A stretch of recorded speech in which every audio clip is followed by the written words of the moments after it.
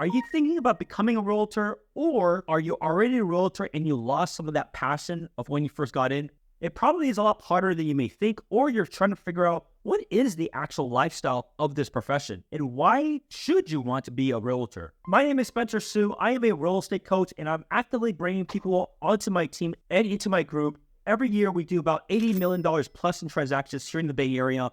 And every week I go over different things that could help people either focus their mindset or help them improve upon their skills to get to that next level. For this particular video, I'll share my own personal journey as to why I got into real estate, some personal tips, what the lifestyle actually looks like, and then what tips I would have for you that are either struggling or they are trying to get into this profession. So let's start off from the beginning. Why did I become a realtor? So I worked in tech sales for the first decade of my career. And while I was enjoying that, as in it was an okay lifestyle, I wasn't fulfilled. And there was a lot of things. It was a combination of monetary. I didn't necessarily respect my sales leaders. My compensation was completely out of my control.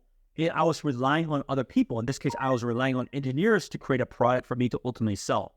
And so I knew I wanted to find something different. And so I got into first real estate, not by being a realtor, but by flipping homes and doing investment properties. When I went through that journey, I got to talk to a lot of realtors and got to understand, hey, look, I think I can do better. I didn't have the greatest of experience, even though they were perfectly fine people. I think there are different things that I can do better from my past experience in enterprise tech sales. So from there, that began. I got into real estate, started working. I worked more in real estate than I ever did in my corporate day job before. I worked 60-hour weeks, or just basically the entire time that I'm awake, I'll be focused on real estate in all sorts of different capacities. Fortunately, that was one of the best moves I've ever done in my career. And now it gives us the luxury to not only be one of the biggest top producing teams in the country, but also give us the lifestyle that we could have never imagined. Taking long vacations, getting away from things, still producing income, and having some of the best clients and network that we could have ever imagined. Even though it's been amazing for the last 7 years of us doing it and doing over $400 million in transactions,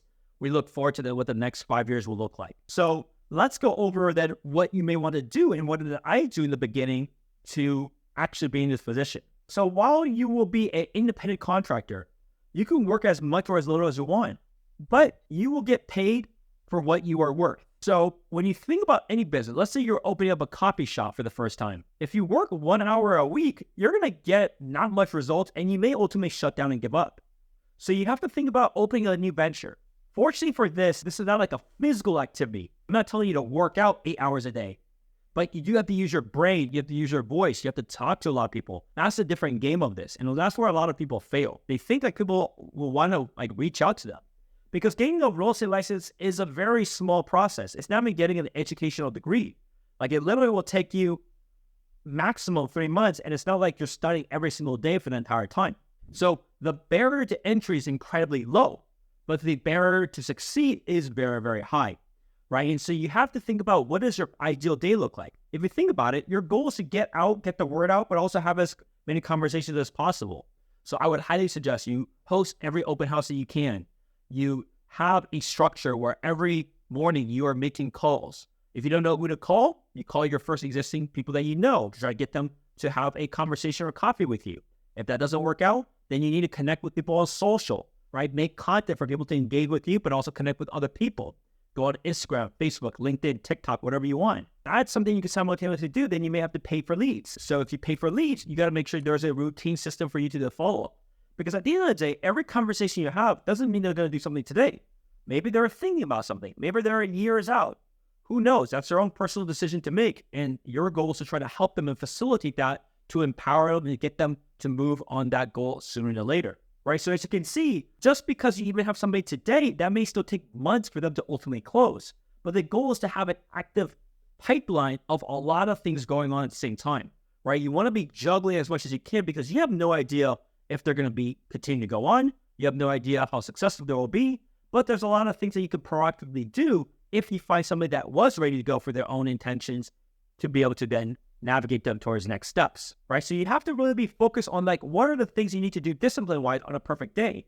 So I went through this in my previous video, which you can see on my channel, but the ideal perfect day as a summer is morning, you do only outreach. Do not go take on many meetings. Afternoon, you can take on meetings. You can do social things. You can make content. For this, I'm not doing this in the mornings. I'm doing this in the afternoons. right? Because I want to prioritize my level of outbound outreach. People are rarely going to be reaching out to you. It's on you to do the proper outreach to get people to engage, right? So that leaves the perfect tip. That leaves the perfect itinerary. I'm going to conclude this with like, what are the tips that you should be focusing on every single day? Number one, always constantly be learning, but more importantly, work on doing. So if you subscribe to this channel, you learn things, take the time and implement them, right? Maybe just only watch one video a week, one video a day, right?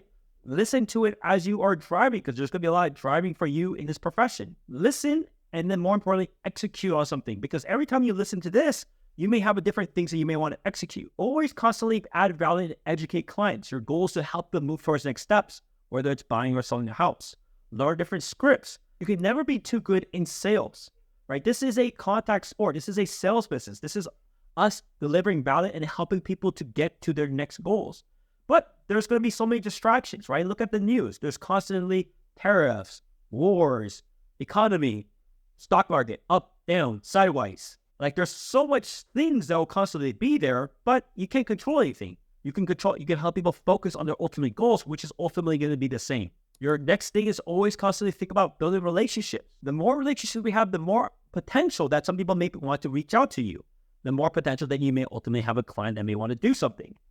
And last but not least, this is a hard business.